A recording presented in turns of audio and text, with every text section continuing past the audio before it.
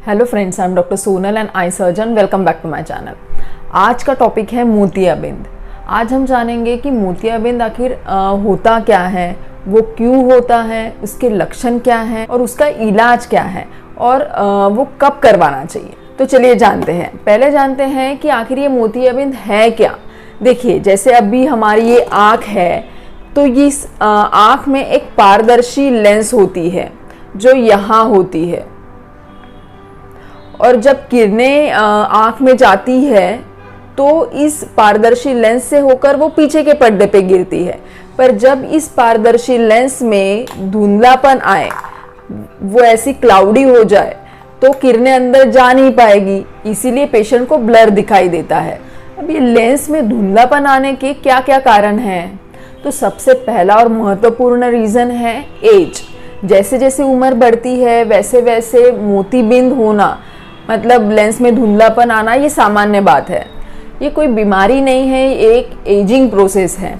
फिर बाकी कारणों में है कि अगर बाकी कोई सिस्टमिक डिसीज़ है, जैसे शुगर की बीमारी है, डायबिटीज़ है, तो ऐसे पेशेंट्स में मोतिबिंद होने के चांसेस बहुत बढ़ जाते हैं, और अगर मोतिबिंद है तो उसका प्रोग्रेशन रेट फास्ट हो जाता है। फिर अगर आपको कभी कोई चोट लगी है, आँख के इर्द गिर्द चोट लगी है या आँख पे चोट लगी है, तो उस समय भी सडन मोतिबिंद का आना पॉसिबल है। या काफ़ी सन एक्सपोजर होना, बेसिकली यूवी रेज भी रिस्पॉन्सिबल है कैटरेक्ट डेवलपमेंट के लिए। तो ओवर एक्सपोजर अगर हो रहा है सन रेज से, तो वो भी एक रीज़न है। फिर स्मोकिंग भी एक महत्वपूर्ण रिस्क फैक्टर है मोतिबिंद आने के लिए। और अगर किसी वजह से, मतलब कोई शरीर में आपको बीमारी है, उसकी वजह से अगर आप बहुत लंबे समय से स्टीरॉयड ट्रीटमेंट पे है, तो ऐसे केसेस में भी मोतिबिंद आने के चांसेस काफ़ी बढ़ जाते हैं। और अगर आपने रेडिएशन थेरेपी ली है अपर बॉडी में, तो भी मोतिबिंद आने की संभावना बढ़ जाती है। अभी जानते हैं कि मोतिबिंद के लक्षण क्या क्या हैं।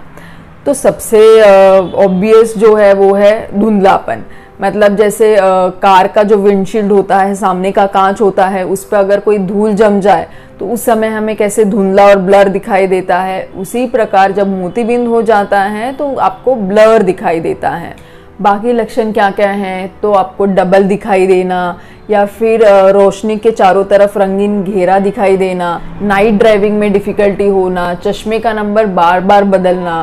बेसिकली आप एक्स्ट्रा सेंसिटिव हो जाते हैं लाइट की तरफ। तो अभी मोतिबिंद का ऑपरेशन कब करवाना चाहिए? अभी डायग्नोसिस तो हो गया कि मोतिबिंद है, तो क्या जल्दी इसका ऑपरेशन करवाना चाहिए या फिर बिना ऑपरेशन के भी कुछ इलाज है? तो देखिए, मोतियाबिंद का इलाज ऑपरेशन ही है। कोई ड्रॉप्स या फिर कुछ ओरल मेडिकेशन से इसे ठीक नहीं किया जा सकता। पर हाँ, इसे तुरंत करवाना ज़रूरी नहीं है, मतलब ये कोई एक इमरजेंसी नहीं है। तो मोतियाबिंद ऑपरेशन करने का सही समय क्या है? तो अगर आपको दैनिक जीवन में कुछ कठिनाई आ रही है, मतलब काम करते वक्त, बाहरी काम करते वक्त कुछ परेशानी हो रही है, तब आपको ऑपरेशन करवाना चाहिए। अगर आपको कोई लक्षण नहीं है, आपको दिख रहा है, सब ठीक है, तो आप रुक सकते हैं। और मोतियाबिंद की वजह से अगर आपको कोई दिक्कत नहीं आ रही है, तो आपको क्या प्रिकॉशंस लेने चाहिए? देखिए, एक बार अगर मोतिबिंद डायग्नोज हो गया है तो बेसिकली आपको रेगुलर आपका ईयरली आई चेकअप कराना चाहिए। आपके चश्मे का नंबर बराबर पहनना चाहिए। अगर आपको शुगर है तो वो कंट्रोल में रखना है।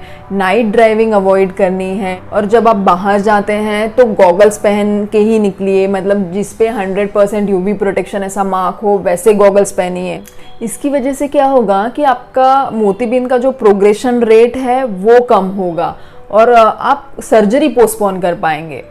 फिर कुछ पेशेंट्स का सवाल होता है कि मोतिबिंद का अगर डायग्नोसिस होता है तो क्या हम 6 महीना रुक सकते हैं, 1 साल रुक सकते हैं? तो डॉक्टर ऐसा कोई आपको प्रेडिक्शन नहीं दे सकते, क्योंकि कुछ कुछ केसेस में मोतिबिंद बढ़ने का जो रेट है वो फास्ट होता है, कुछ कुछ केसेस में स्लो होता है, तो वो प्रेडिक्ट नहीं कर सकते हैं। जब आपको डेली एक्टिविटीज़ करते समय दिक्कत आती है तो समझ लीजिए कि वो सही समय है ऑपरेशन कराने का। मोतियाबिंद के ऑपरेशन के बारे में सारी जानकारी और ऑपरेशन के बाद हमें क्या क्या सावधानी रखनी चाहिए, इसके बारे में हम अगले वीडियो में देखेंगे।